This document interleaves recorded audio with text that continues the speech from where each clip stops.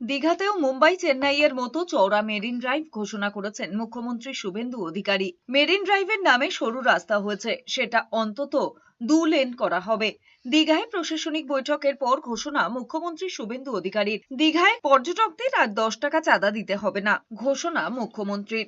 আগে সরকারের সময় পর্যটক পিছু 10 টাকা করে চাঁদা নেওয়া হতো। 1 জুলাই থেকে সেই টাকা দিতে হবে না পর্যটকদের। দীঘায় প্রশাসনিক বৈঠকের পর ঘোষণা মুখ্যমন্ত্রী শুভেন্দু অধিকারীর। তার আগে স্বচ্ছতা সে স্বাগত কর্মসূচির সূচনা করতে সোমবার কলকাতা পুরসভায় যাচ্ছেন মুখ্যমন্ত্রী শুভেন্দু অধিকারী। যোগা দিবসের অনুষ্ঠানে যোগদানের জন্য পুরসভার তরফে সাধারণ মানুষের কাছে আবেদন জানিয়েছেন প্রশাসক স্মিতা পান্ডে। আমি ডিএসডি এর ইওকে পিডব্লিউডি কে বলেছি, ডিএম সাহেবকে বলেছি মনিটরিং করতে, চেন্নাই এবং মুম্বাইয়ের মতো মেরিন ড্রাইভ করতে। অন্তত 4 লেন তো সম্ভব নয়, 2 লেন যেতে হয় এবং এটা এক্সটেনশন করতে পেটুয়া।